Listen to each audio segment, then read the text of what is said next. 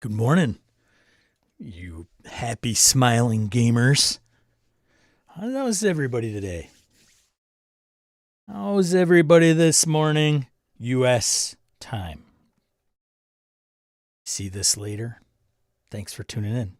Thanks for being here, everybody. Good to see everybody. Lots of early risers. Much appreciated. Ryan, thanks for opening the doors. Kristen, just to introduce everybody, see everybody. Laramie, good to see ya. There's Ryan saying hi to Laramie. Who's morning? Morning, Marine. Jake, good morning. Joe, morning. Eileen, good morning. Early. Got my like in. Did you? Already. Thanks, girlfriend. Tad, morning. Orcus Dorcas. What's with today's topic? I can't believe the only one who submits a detailed rider to their players before starting, am I? Yeah, well, right. Harrigan, morning. Gabe, good morning.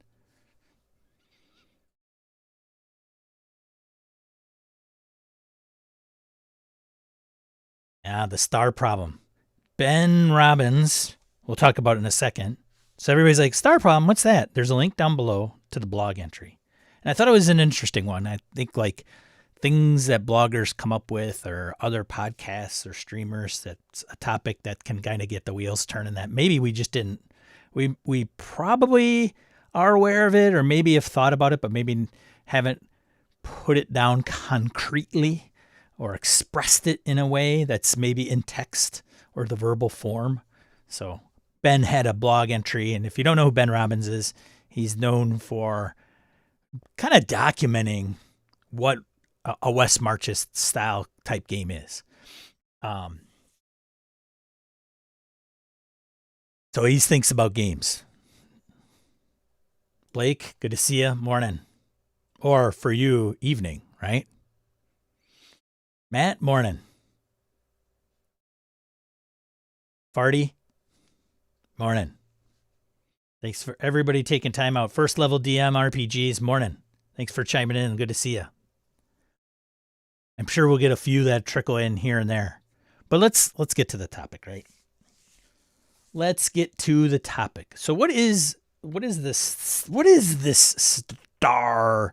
star problem? So if you would be so kind, if you see the link, I'll put the link in the chat actually to make it even easier. Keyboard's out of the way and stuff.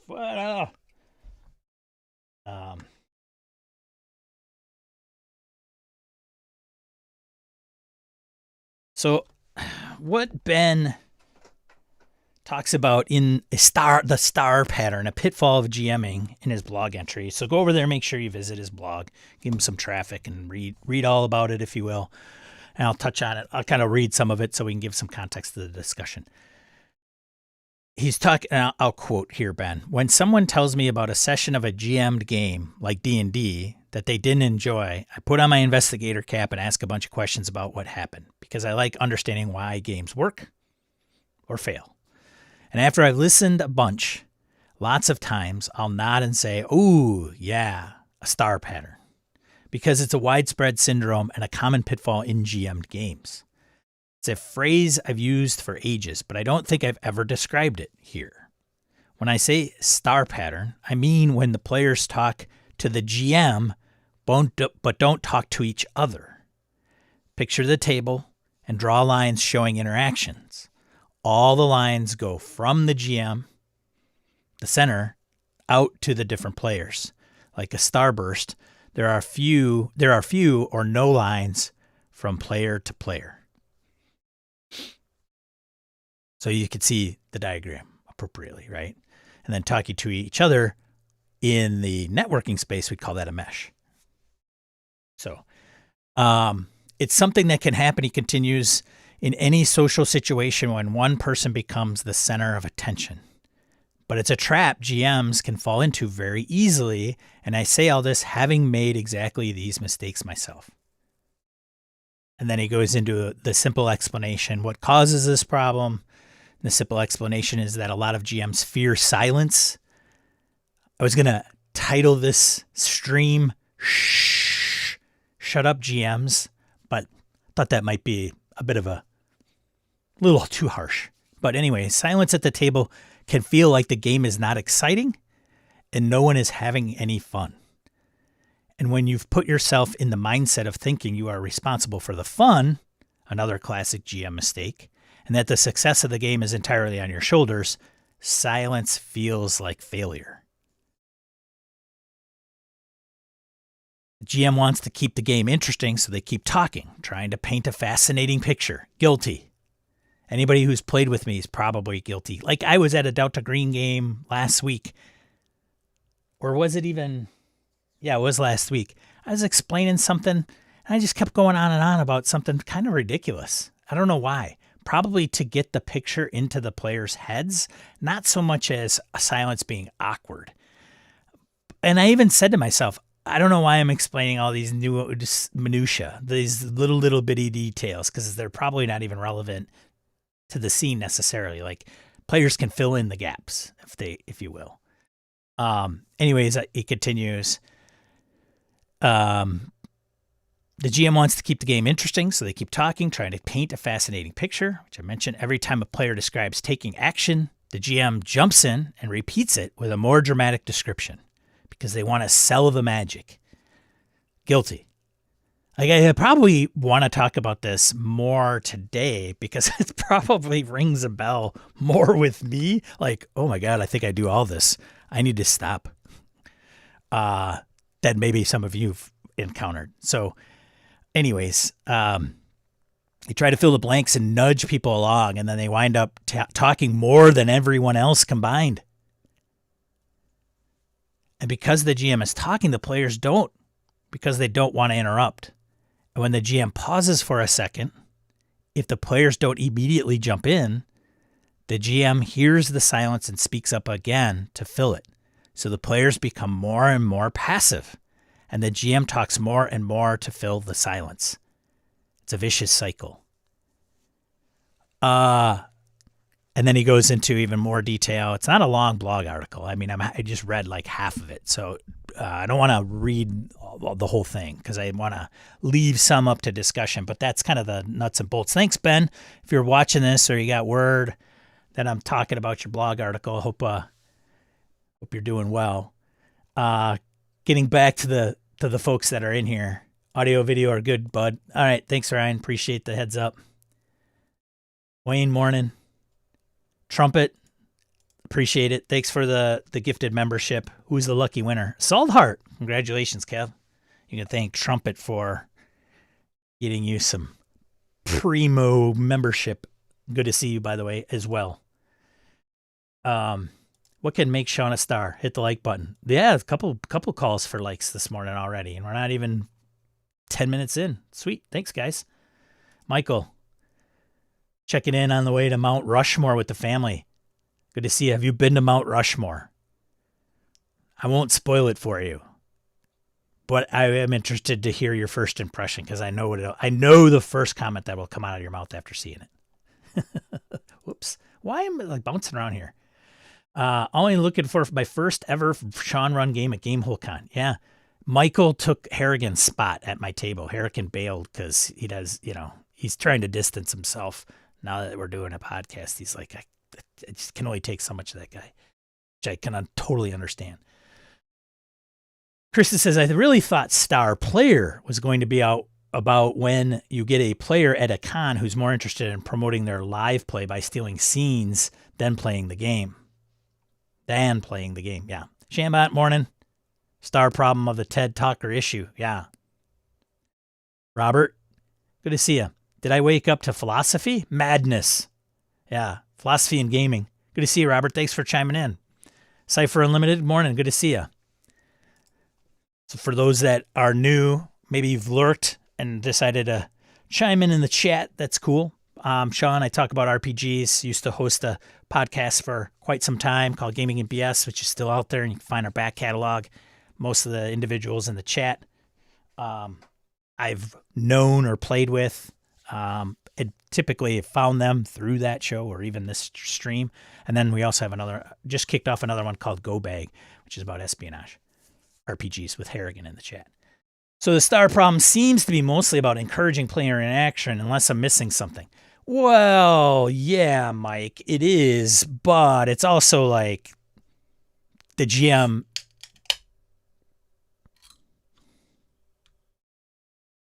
just being quiet.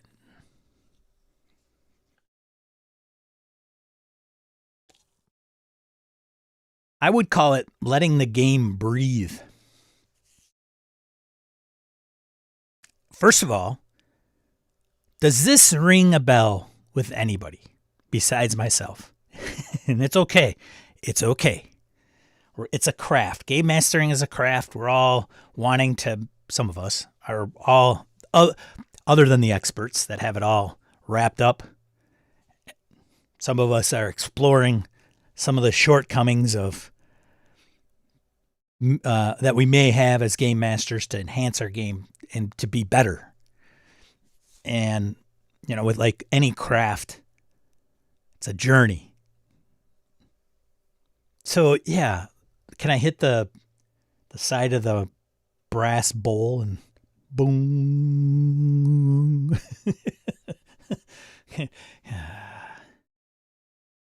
Getting zen here. Getting zen. It's about allowing player interaction by stepping back. Percolation, says the guy who's probably pouring himself a cup of coffee. Sadly, rings a bell. Right. Guilty of this, says Wayne. Guilty as charged, says Shambot. Robert says, it does ring a bell. However, I do find I'm winning as a GM when I realize I haven't said a word in 20 minutes and the players are in character. We have those moments, but the thing is we think of them as like these magnificent, like, whoa, you know, we didn't roll dice for an entire session. It was so crazy. It was all role playing, and we were going back and forth and da da da. And it's like these moments that we talk about and regale at times because it seems like it just never happens. Like, what's so special about them? It should be like the norm, right? In some capacity, it's in some instances. Mike says the best sessions I've run is when I say very little or at least less than the players. Amen. But I think sometimes we get nervous. Con games are notorious for this. Man, 6 strangers sit down at a table. The one that's running it, abbreviated session 0, or at least to say, hey, thanks for coming to my game. Here's some pre-gens. Pick them. Anybody know the rules? No? Okay, that's fine. This is where you all start out in a tavern, blah, blah, blah. What do you guys do? And the tavern's like big, right? There's lots of things going on. You see this guy over here, that guy over there, blah, blah, blah. Okay, so, and then you see somebody do this. On and on, right? And the characters are like trying to kind of figure out the chemistry of the game and the gelling of the group and who's going to be the obnoxious one and who's going to be the first one to speak up.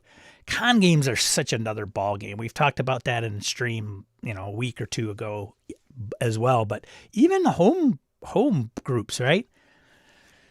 Like just sit there, convey it.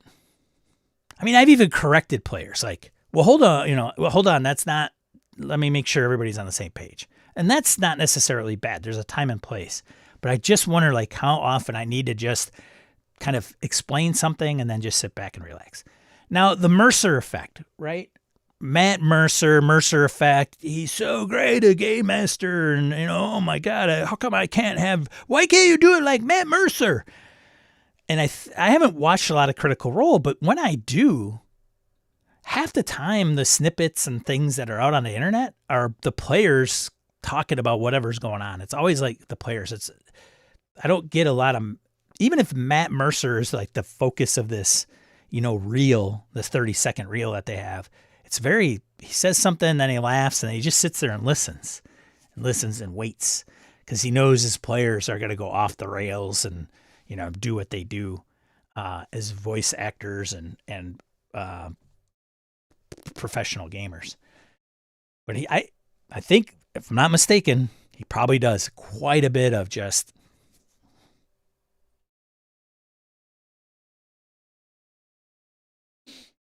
So the group I play with, I have been friends forever. There's constant discourse. Amen. I think at con games, I do this to some extent until I feel the other players out. Who says me too, although it really depends on the group. Wayne says, as much as I try to start con games quickly, I tend to run on and on and on. Knowing is half the battle. Half of all of this stuff is just being self-aware. Like, we've all run into people who don't have that. And I think if you do, even if you, like, this is a problem for you, I don't even know if it's a, like, big problem, right? Like, problem, if it's something that you do, it's a habit, it's something that's uncomfortable, silence. I'm going to have to go buy a car. Both of my cars are on the fritz. I'm going to have to go buy a car. And I've been in sales before, and it is like, say something and then shut up. All right. Tell them the price and then just sit. Like, they used to tell us at one point in time, you would sit, you'd quote a bill rate, and then just slap your hand across your mouth and don't say anything more. Just wait, let it sink in, let the customer talk and see what they have to say before changing your mind and negotiating yourself out of what you just said. Yes, I've done this plenty of times, many times while I'm talking. I think, why are you still talking? Like, yeah, let it just sink in. Tad, yep, this happens to me. See, that's why I thought it was such an interesting topic. That, I mean, the star pattern, I mean, the root cause is the GM just not like there's a couple components here, right, that Ben is talking about. One is the GM filling dead air, and the other one is getting the other players to talk to each other. And I don't know if the latter is as big an issue. So let's talk about that. Do you find that players end up talking to each other or lack talking to each other, don't talk to each other as frequently, and there's not a lot of dialogue amongst players? And I think this is going to be dependent upon the type of group you're playing in. So if you're playing with, people you've known for 10, 20, 30 years, that may not be an issue because they're just going to automatically do that. You go to a convention game or you just start like a pickup game on Discord somewhere and say, hey, I'm going to run this game. Anybody up for it? Sure. And they're kind of a bunch of randos. And maybe even if you know them and they're not randos, they're still like, I don't know this person for 5 years. I don't hang out with them and go to the game store with them and have a beer or whatever. And so there is the chemistry, social kind of piece to the game. So one, they could be separate, or it could be the cause of the game master just talking. In Ben's context, it's the former, obviously. Gabe, yes, rings a bell. Reflecting, I do it more with some groups than others. There you go. Maybe it's comfort level with players, but some players just need to be led. Without me, that silence may never end. I could just picture like a 5-minute actual play of a game master explaining something, and then the player's just sitting there, and then the GM doesn't say anything and it just sits. Because silence is weird, man. And it's long, especially in public speaking, running a game. Time takes on a whole weird dynamic. Like, it's like, oh my God, the bead of sweat on the forehead as like everybody's looking at you, and anxiety might set in. Because sometimes when we talk, it's to cover that awkwardness and anxiety. But just, that's why, like, when you talk about, what was I going to say? Shoot, missed my thought right there. Went foomp. Darn it. I don't know. It'll come back to me. Oof. Played in those setups during 3.5 Pathfinder era, linear plots and combat focused GMs. Glad I left it all behind. Ryan says, please note I said out, not up. These star pattern games are particularly bad when they're using a system like PBTA and the players are rolling well. I've had some rough games. Harrigan agrees. Are there game mechanics that can help with this? Shadowdark has initiative that isn't combat oriented. So I don't know if that would help. That's a good question. And I don't know the answer. I know like in Shadowdark, it's every, initiative and then it goes around. So initiative in Shadowdark is to prevent really kind of like it kind of is the weirdness of, okay, what do you want to do? Who gets to talk when and do something when? So it's not really like in most combats, we roll initiative, we do the thing, we're done, we drop out of it. And then it becomes free form. And with Shadowdark, I think the purpose of it is, and I'd have to read it if it's actually stipulated and actually written out, is to really kind of keep the focus going around the table to make sure everybody has a chance to chime in, which is a good habit to get into, but a lot of people are. I mean, how many games have we played where that's like not happening? I've been at con games where if I literally don't inject myself, the GM is never even going to look at me. Arrogant. Also, some of this is on the players. Be a proactive player. Talk to each other, PCs. Indeed. For sure. For sure. Let's blame the GM. Roar! The ICI per G Shadowdark, it turns out, if combat can help a little, but not really. I find too much structure can limit the player to player. It's Harrigan. Barty says, sometimes it's hard to talk to other players. You feel like you're calling them out or telling them what to do. I think it is easier at a table of friends. Ryan points to Farty's comment. Or it's the universal sign of, I'm going to pick my nose.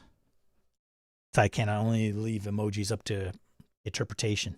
Mike says, sometimes the GM needs to give time for players to think, which is silent before they engage. Yes.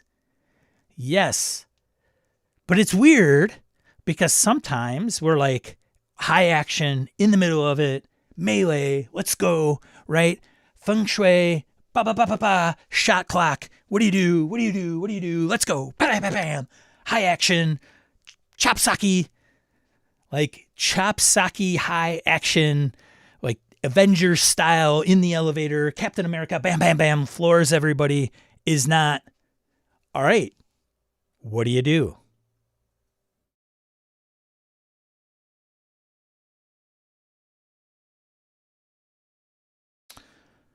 I think what I'm going to do is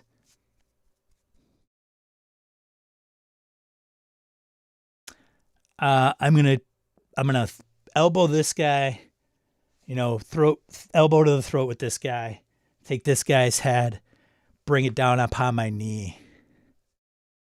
Yeah, I think that's what I'm. Can I do that? It's like, sure. Give me a roll. Like it's a weird balance. But I get what you're picking up what you're putting down, Mike. I absolutely agree. Harrigan, I don't react well to suggestions on how to play my PC, what to do in the scene. Oh, I am well aware, sir.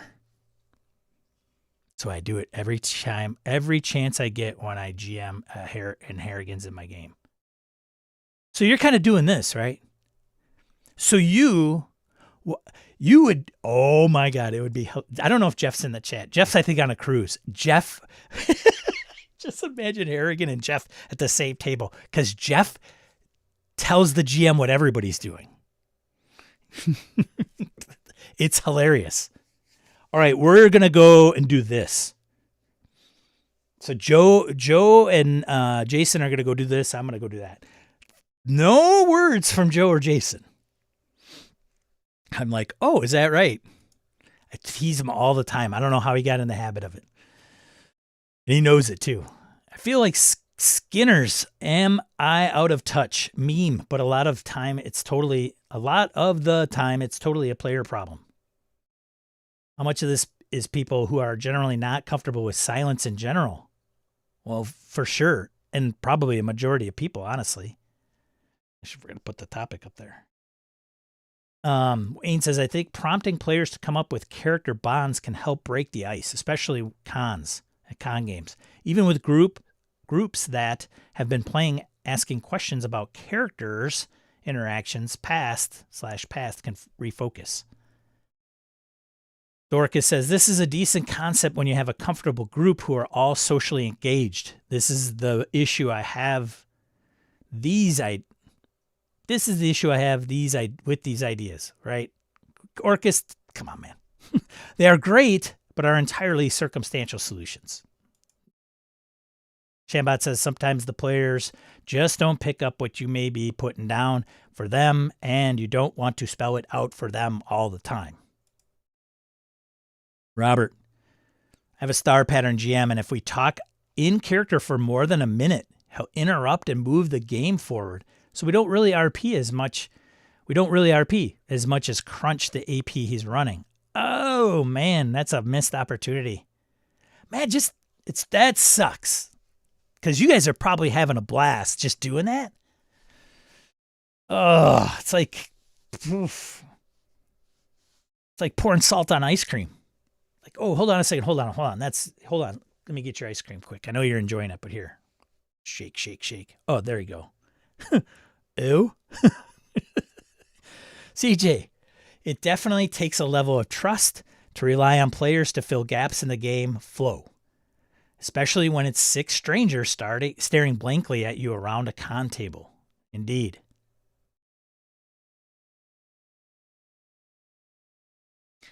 Arian says, prompting, Wayne, yes, but at a con game with pre-gens, you can also just define those. Plug the PCs into one another and the game.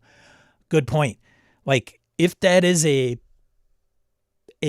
potential issue, to Harrigan's point, bake it into the pre-gen.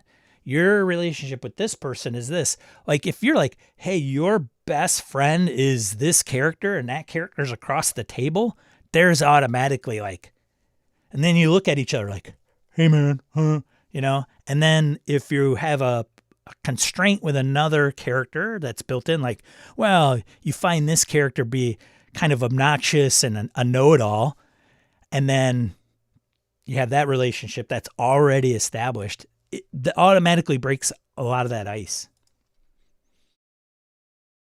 At cons, ask players an icebreaker question, then ask character-focused questions. Yeah. Wayne's got the golden ticket there in my experience, says CJ. Artie says, I do believe that there's an unusual expectation placed on GMs. Oh, you think? Maybe it's online GM advice or Mercer. Many players come to the table expecting magic. The GM is just another participant at the table. Well, I mean, when I play in your games, Farty, like, I'm expecting some shit. Let me just say, all right? Just saying. Sit up and like crack my knuckles. All right, let's go, GM. Hit me. Give the hook, feed the line, and let them run. CJ Stott.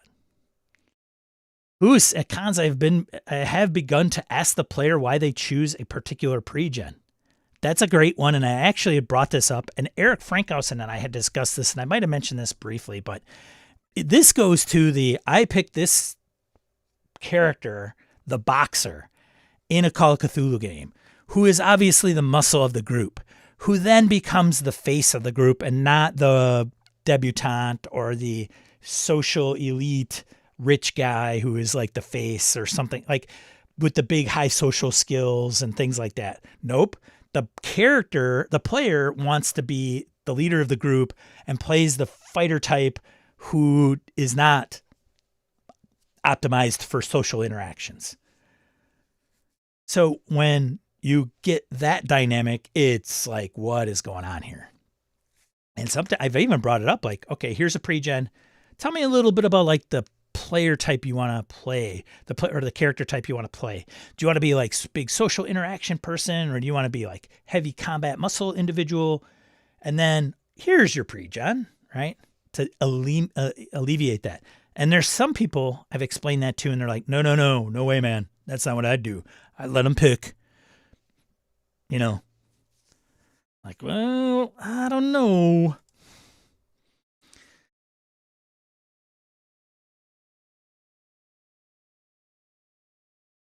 Wayne, I do think it's good to create bonds for pre-gens, but letting players create bonds or history helps out the players into the it helps get the players into the PCs. Tell me about a time PCA did X, which is another thing. Like I could shoot holes all day with Wayne. No offense, Wayne, but I would say, well, that if you say, well, tell me about a time a PC did X, that's almost like saying in a traditional game where the GM says, okay, you're going through a town and you want to go to the tavern. Wayne, what's the tavern? What's the name of the tavern and what is it known for? There are some players that approach, like table sourcing, they will go bonkers. You're the GM. Tell me. Do you own the world? Right?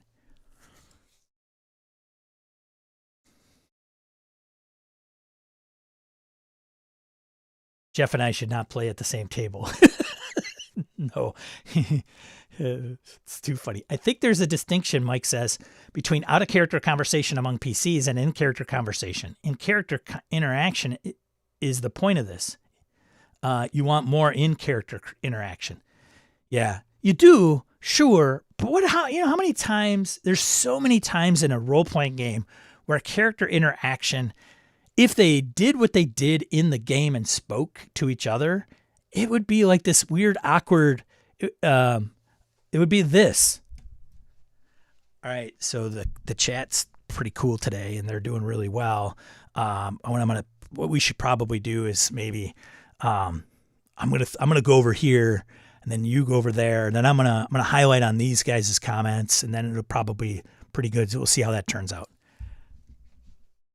Like in the game, it doesn't make sense. Like they're in a room, and metagaming, like what their intentions are, could be used to say that they've adventured with each other and they know like kind of what each other's thinking before it actually happens. And so you kind of let the meta go. Some don't. Like, no. Unless you're talking to each other and you're in the room in front of the big, whoever the patron is that's trying to hire you for this, and you're trying to negotiate, and you like, unless you guys want to leave, are you saying that in the room? Are you saying that in the room in front of this person? No. Of course not. Oh, okay. I just wanted to make sure. And then it's like all gets, so sometimes like they can't, unless they're all, you know what I'm saying? You know what I'm saying, Mike. Smash the like button and subscribe. Thanks, Ryan West.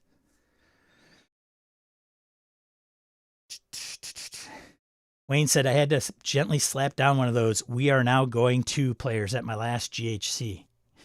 Yeah, right? Getting unlike Ryan. Thanks, Erican. Aaron, good to see you. Thanks for showing up. I feel like Sean already said this. That's okay. But the most common issue solution is the GM does not wait long enough. The silence will draw words out of the players like rice drawing water from a wet cell phone. Love it. Maybe Ben's post should be titled "The Star Pattern and Pitfall of Players." Maybe. It's always a push and pull. I try to count to 20 every time I'm using the silence. Do you really? Ryan, you just have to tell Jeff to pitch it a different way. Turn to the players. Wingus Dingus, here's the plan. Yeah, well, he's caught himself a few times, and I just like, is that right, Jason? Oh, is that right, Joe? No. Oh, okay. Just want to make sure. Then Jeff laughs and, in embarrassment.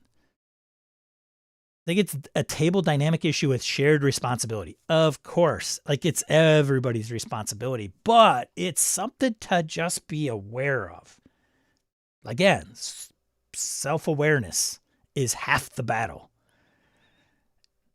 And we've played with players, we've played with GMs, we've played, with many different people in many different environments, most of us, not all, but there's like that guy is never he's never going to come to me unless I have an initiative. Unless it's my initiative, that this GM is never going to call on me to point me out. And he's not going to squash this guy over to my left who just talks the whole game session at the convention and is ruining my freaking fun.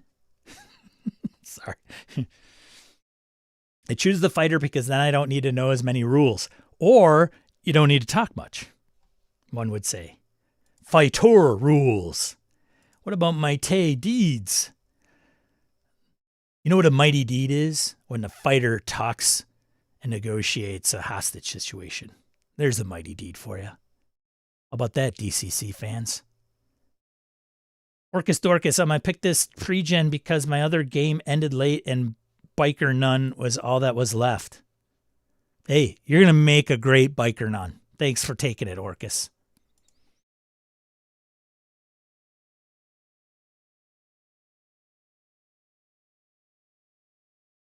Dren, I can't play games like that.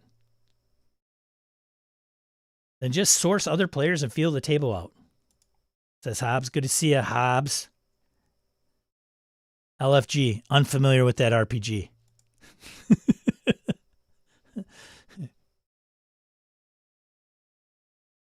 I'm not driving on my phone this time. Look out, BS Landia. Oh, boy. Somebody put Hobbs behind the wheel. Ryan says I've started, usually after one session, in case characters die right out of the gate, for bonds, short and long-term goals. Wayne says, Sean, I am fine with your wrong opinions of my opinions. So I like you, Wayne. I think out of character conversation can also be valuable and fun as well. I agree.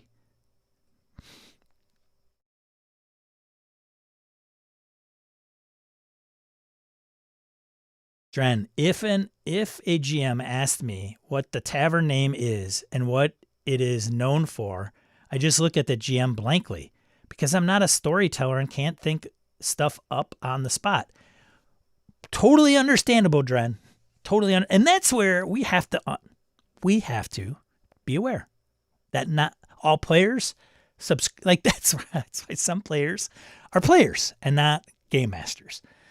But I do think, we have to recognize it. We could still pass the spotlight around, kind of bring the person to the table, especially at con games or games with randos. It's an effort to kind of bring somebody out of their shell and say it's okay to talk or contribute. And some will be, if the person can't come up with something very quickly, the GM should move on and go, hey, if you think of something, let me know. I'm catching up. You guys are way ahead of me. So many solutions to Saturday topic issues for GMs seems to be about setting expectations early. Wow. There's a lot of podcasts and streaming, Tad, that really just boils down to that. It's a short 5-minute episode otherwise. But yeah. Well, I guess thanks, Tad. I'm just going to hang this up. What the hell am I doing here?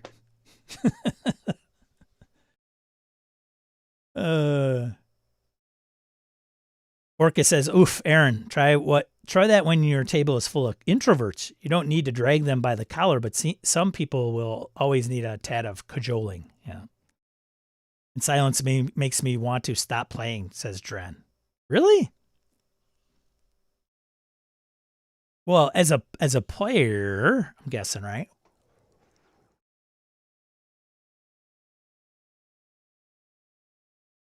I have a lot of trouble with silence, Kristen says. I used to work in radio. It makes my skin crawl. Yeah, see? Got to separate that, though. You're not behind the mic, though. You're GM, but not the radio guy. Oh, no, Sean, you've met me. I never shut up.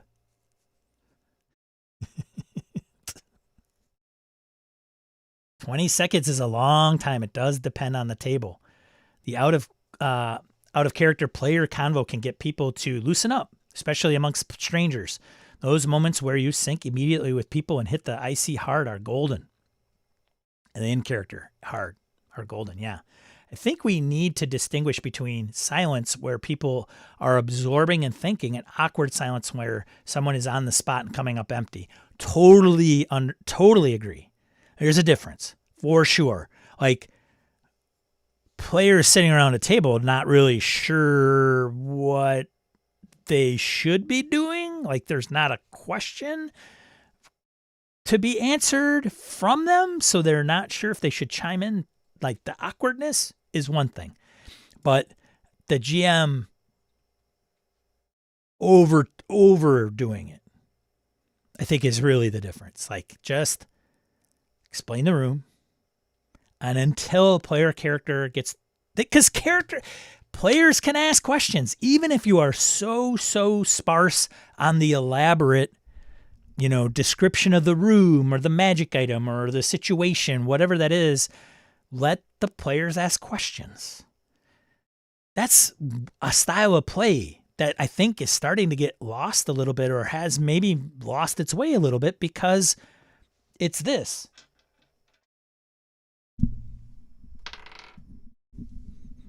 Uh, 17 on perception. What do I see in the room? All right, you open the door. Okay, is it lit or dark? Is there anything? Do I hear anything? Nope, bloop. You see a bed over in the corner, a table next to it. Okay, so is there anybody in the bed?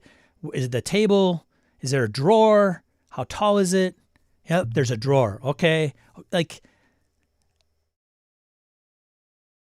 another GM would say, you open the room, it's, lit by a candle, sitting on a table, and there's a bed. And then the shadow casts, over here and opens it up and casts a shadow into the hallway.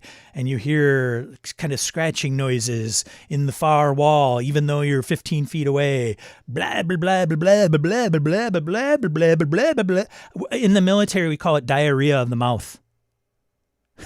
Diarrhea of the mouth. Don't have diarrhea of the mouth. I got to get that on a shirt. You know that one? Diarrhea of the mouth. Just. GMs may be proof of the first among equals phrase. Part of my too long intro at my local game store is the "we are all responsible for fun at this table."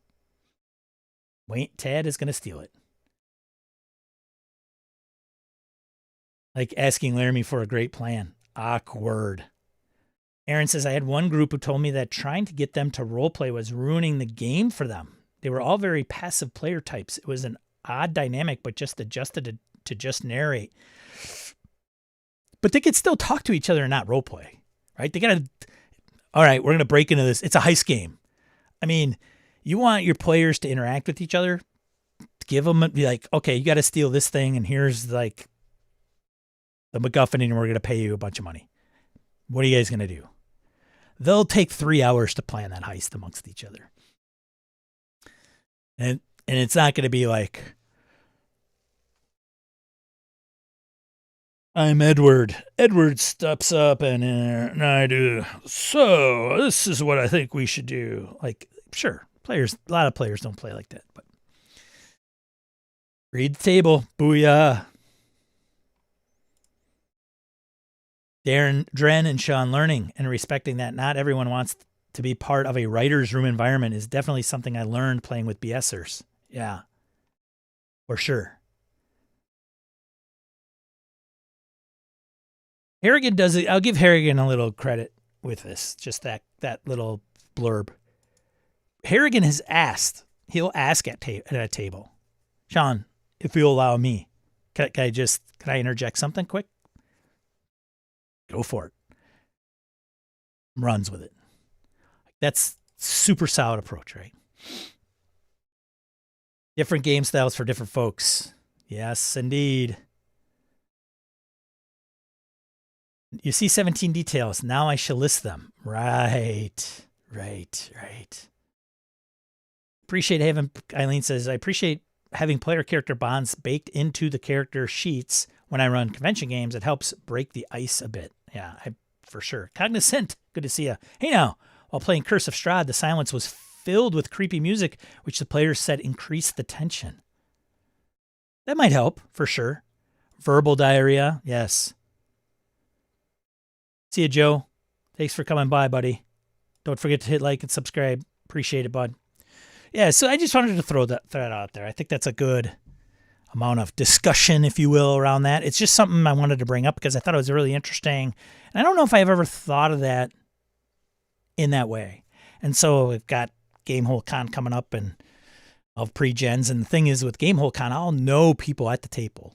I've played with them or I've interacted with them in one regard or another, one situation or another. So there's a comfort level with those, but then I also have to be conscious of the other ones. And like, there's a lot of moving parts with game mastering, said Captain Obvious to the other people that are also observers. But it's, again, just another mental checkbox to keep track of as you run games. And, you know, if you've got the epitome of like super awesome game group, you know, none of this might be an issue. And you all are on the same page, clicking to the same click track, and it's a well-oiled machine. Super fantastic. Others, yeah, it's going like, I don't understand why it's going off the rails. Oh, okay. I got it. All right. So I would be interested to hear. Okay, challenge to you. The next time you run a game, somewhere in the hour of time, 2 hours of time, whatever, how long the session is, and you like convey something, let it stew for a bit and see what happens.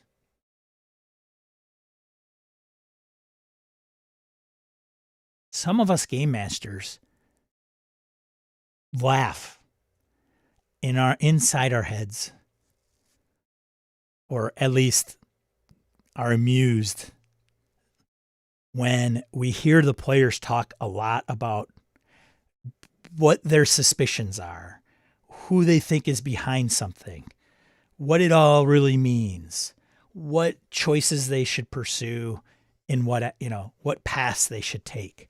As we just sit there and listen to them ponder, because sometimes as GMs, we don't have all the answers fully baked, that we can just pull up they're going that way. Here, let me just grab that little index card and say, okay, great.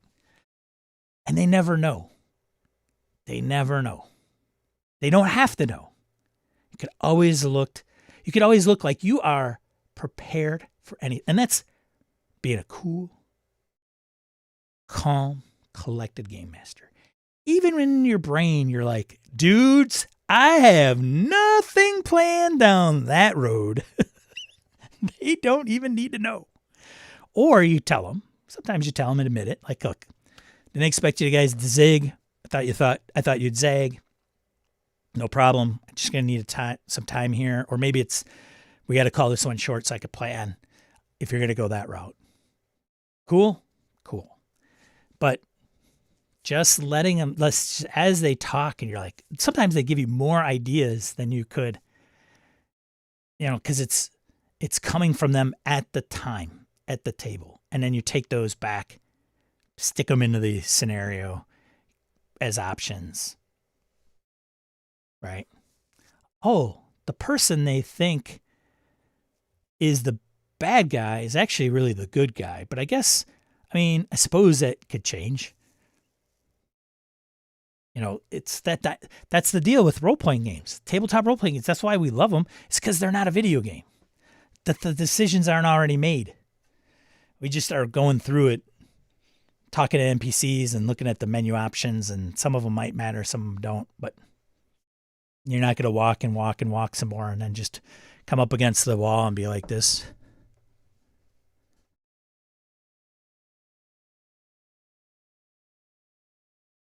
You keep going. Thanks, everybody. Appreciate it. Before we break into news and all the other good stuff, I got something quick I want to put out there for y'all.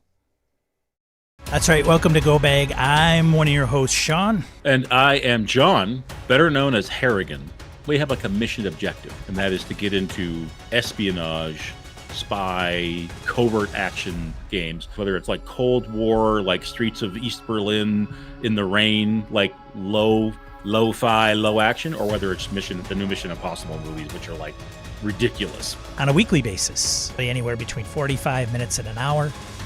Subscribe now for mission briefs, wherever you find great podcasts.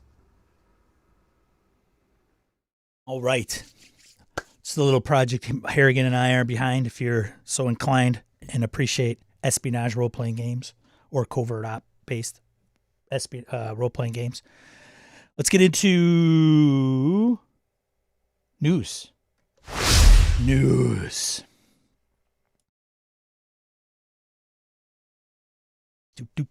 RPG news. Chris Spivey and Shane Ivey on organizing the future of Arc Dream Publishing. So this is on Rascal. They interview Chris and Shane at the same time. It's a good article. I thought it was newsworthy because one of the things that I was like, oh yeah, man, I'm totally behind that. And part of Arc Dream Publishing's thing is they don't set a lot of, they don't like a lot of deadlines and setting those deadlines because, you know, it's like Ernest and Julio Gallo. There will be no wine before it's time. And if you don't know that reference, I understand because it is really old, therefore telling you how old I am.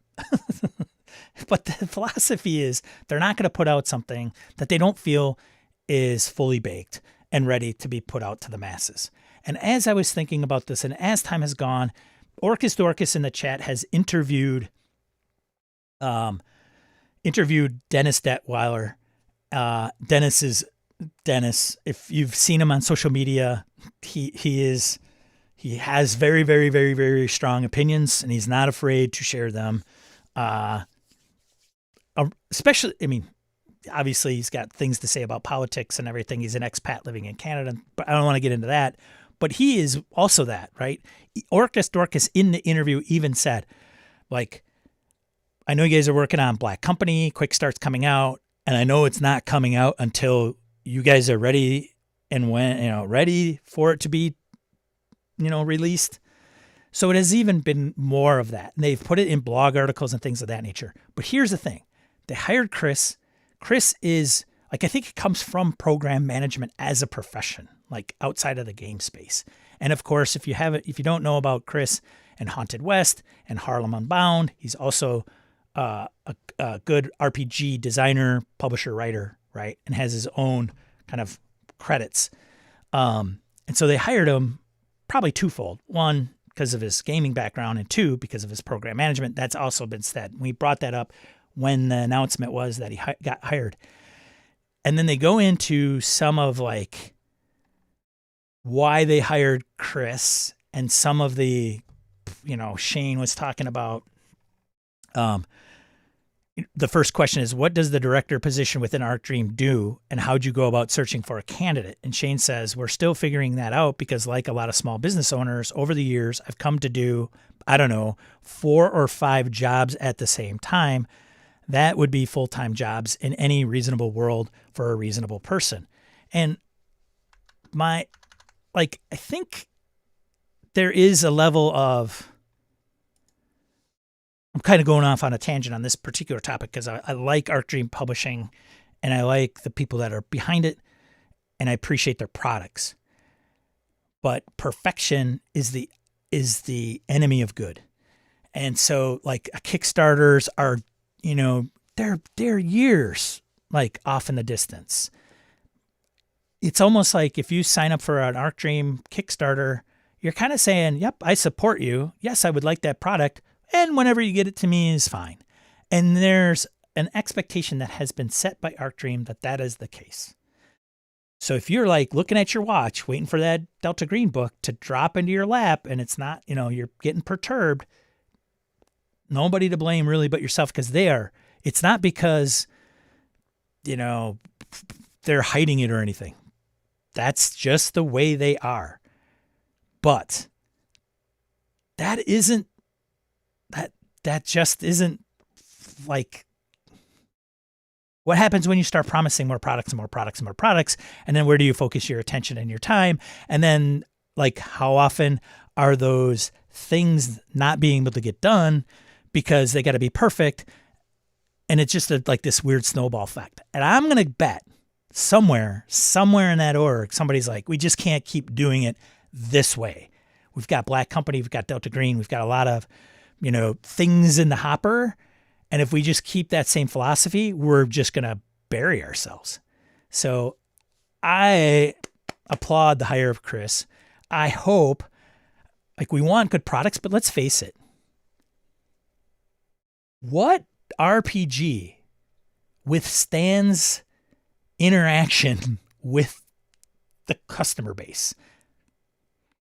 They could put out, this is not fusion energy where there is, a 30 million ton frickin' item and it has to be within nanometers of precision. Otherwise, the whole world will blow up or whatever. The thing won't work. It's a creative product endeavor where there's going to be players. You could spend decades on that, release it, think it is the perfect RPG product, and somebody is going to pick it apart. So there you go. Just saying. So yeah, I don't know if you got it. Orcus, I got to still finish your stuff. Here it is. Orcus says, talking with Shane at ComCon, Chris is there to allow him to focus more on the creative side. Shane's burdens and responsibilities are immense. Right. There is also Shane is completely overwhelmed and we're not going to put it out until it's good and perfect, until we say it's when it should be released. So they, I think, publicly, it sounds those things are separate, when in actuality, they're probably one and of the same. Or one contributes to the other, if you will. Oh, Mike, lots of different things. I could talk to you offline about that stuff. So I think there was also, no, I think that was it that I wanted to highlight for that one. Anyways, something I had to get off my chest because I was kind of thinking of it, and it's kind of irking me. Love you, Dennis, Shane, everybody over at Arc Dream. Keep doing good work. Don't want to sacrifice quality. But at the same time, I still want to experience the stuff that you're putting together. That's all. While I'm still here on this planet.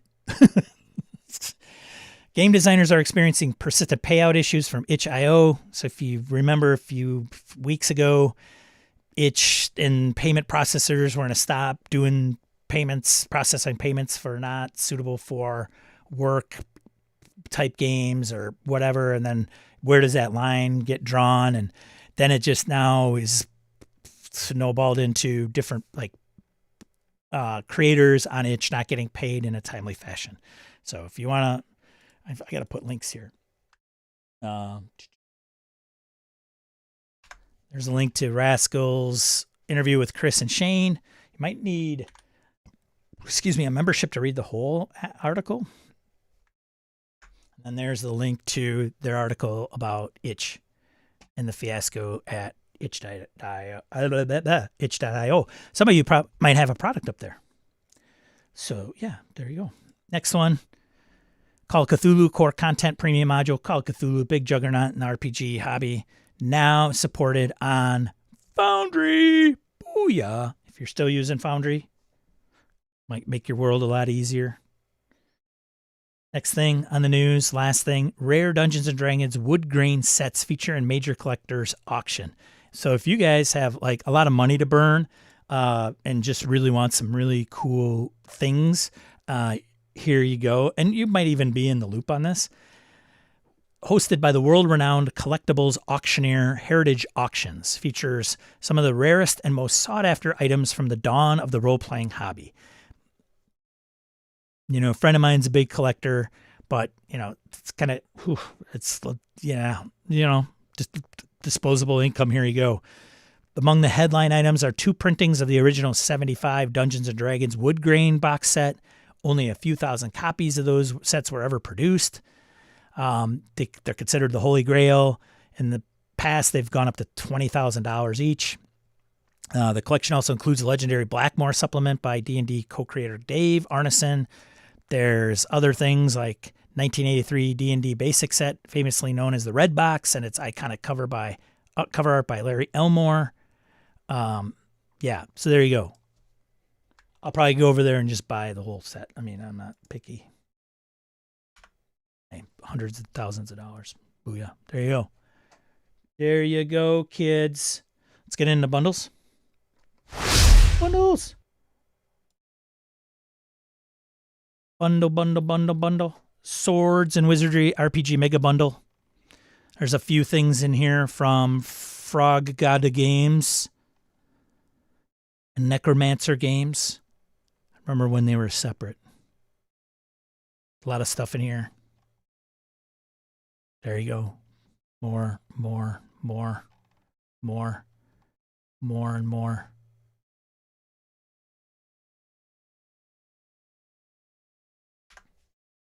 Here's that. Next one, the Warhammer one. Get out of my face. Here we go. Boo. Warhammer RPG Starter Bundle. I don't think I brought this up before. I don't know how long it's been out there, but if you want, there's 29 items in this bundle for about $25. If you're a Warhammer Fantasy and 40K RPGer, you might have all these. Or if you are Warhamster curious,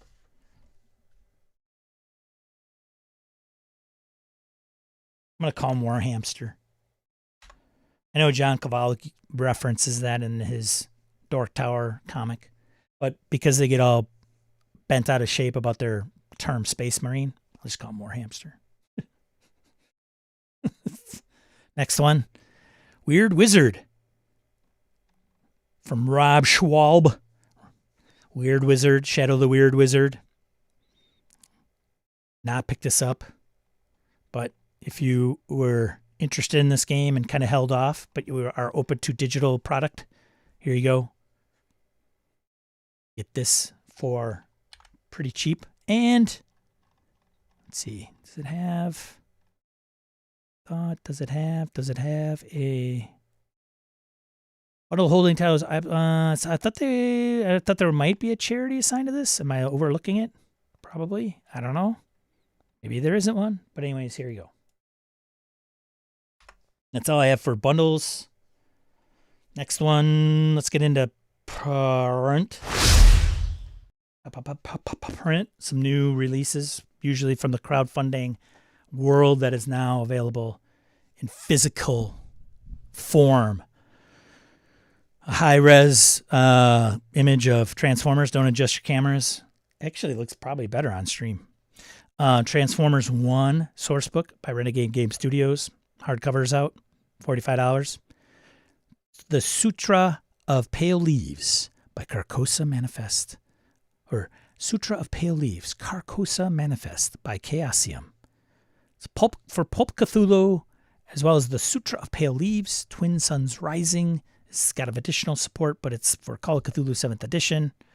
1980s Japan, the insidious influence of Prince of Pale Leaves, also known as the King in Yellow, draws ever closer.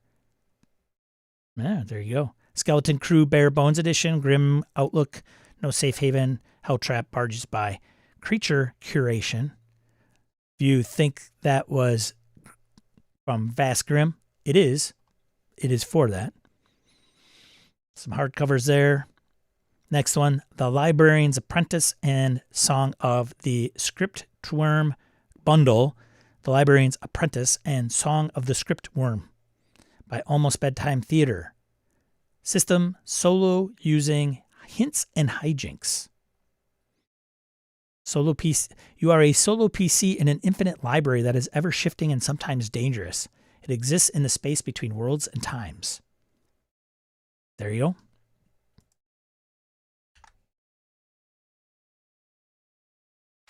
Booyah, booyah.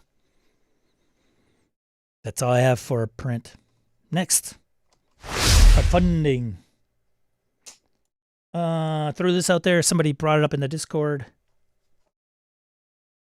Are you ready to delve deep into TTRPG history? Launching soon, Designers and Dragons Origins series. If you've never looked at the Designer and Dragons series, it's a great series. Yeah, it's just great. It's great. Just go and get it. It's great. And then they're putting this out. Evil Hat is Applegate. Was it? Who's that? I can't remember who's behind it. Somebody put it in the chat. Shannon Applegate. Shannon Applegate. And it looks like it's going to be pretty good if you want some of that. But it looks very much the D&D side of things, like getting into a little bit more detail. Like here it is, book by book, 4 volumes in the series, going by era, 71 to 83, original D&D and Advanced D&D 1E. Volume 2 is Advanced D&D 1E, 83 to 88. And then Volume 3, kind of going backwards and forward, Holmes D&D, BX, D&D, BECME. And then Volume 4 is BECME D&D, Black Box, Mystara, 87 to 95. So it's tapping it out at 1995, apparently. Not into the 5th edition era, if you will, or even 3.0 for that matter. Although it doesn't even say 2nd edition. There you go. So it stops. Looks like it'll be laid out and got some pretty cool artwork in there. So you're going to get into that. Great. Great. Sign up to be a notified.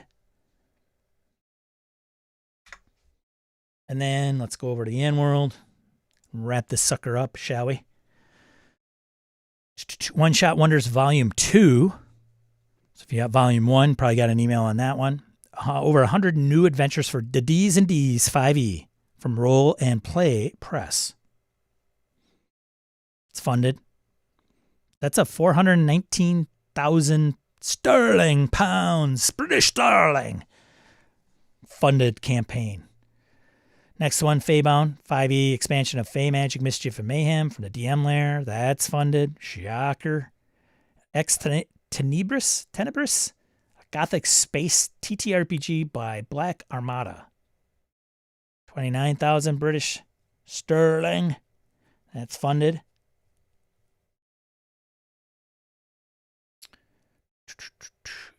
Systems spawned from the Tenebrium system, which builds on games like Brindlewood Bay, Apocalypse Keys, and our own award-winning Lovecraft-esque. Next one, Hope Punk, a Stray Cat Strut role-playing game. Fans of Stray Cats? Maybe. Original system inspired by rules from One Page Rules and D&D, rules from Pathfinder, Call of Cthulhu, and a lot of the more stylistic feel from Lancer. Funded. Sounds like a lot. It's based on the web novel Stray Cat Strut. Book brings the 2057 future of plant-like aliens and corporal greed to your gaming table. Next one, system agnostic desert TTRPG setting. Scorched Basin from Homie and the Dude. System neutral, 42,000 quid. It's funded. This campaign setting is described as Mad Max meets Dune. But it might be how Anakin Skywalker feels about sand. That's up to the GM and players. 300 pages, this book is system neutral. Still tells you how many attacks an enemy has and offers ways to build desert rides. Next one. Rustborn Bastards. It's like for Cyberg. It's compatible with Merkburg, Pirateburg, Wasteland Degenerates, Fast Grim, Black Powder and Brimstone, Cyberg. It's a core rulebook, $45. It's just funded. Next one, What's Old is New. Role-playing system. Bestiary. Fantasy, Modern, and Sci-Fi. Sourcebook. Funded. That's the last of this.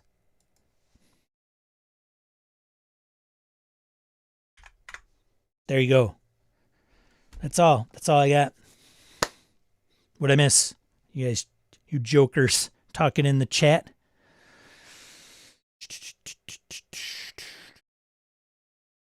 What'd I miss? What'd I miss? What'd I miss? What'd I miss? What'd I miss? What'd I miss?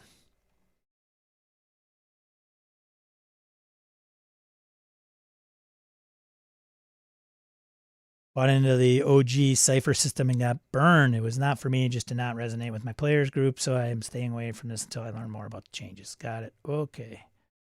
Of this, going to interview Shannon soon. The anthology.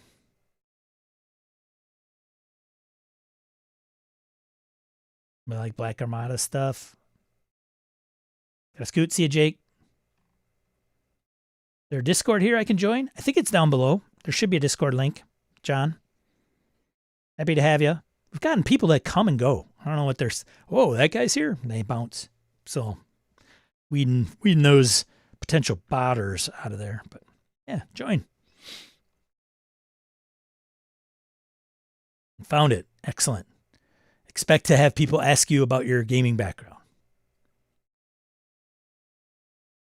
It's buffering? Oh no. Did something kick on while I was doing it? I gotta have like shut down everything. There you go. Love your friends, neighbors, be kind to yourself. Go watch Roadhouse. Not the remake, the original. Right. Interesting comment. Huh. Heads up, Sean. A few minutes ago, the stream started resetting. I hope the recording is fine. Great. Fan-frickatastic. See if something kicked on. And yeah, that's paused. I don't know. Something's going on. Anyways, that's all I got. I'll let you go here. I want to thank all these fine individuals for supporting me and GoBag and this stream. Thank you so much. Really appreciate your patronage. There's a link down below for Patreon if you want to partake. I release a lot of episodes early, get some behind the scenes, vote in on topic discussions, especially with GoBag. I probably should do the same for this channel.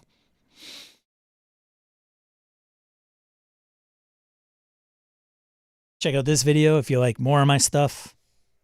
Really appreciate it. Otherwise, I will let you go. Thanks for showing up, everybody. I appreciate it. I'm Sean. I stream here every Saturday, 8 a.m. Central Time. Talk about a main discussion and then some of the things that are being released out in the hobby.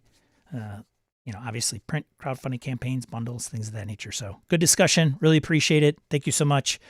Go forth and game. Take time to yourself, especially in these crazy years of humanity. Take some time to yourself if you need to, and be a positive force in the tabletop RPG hobby. We'll see you on the next one.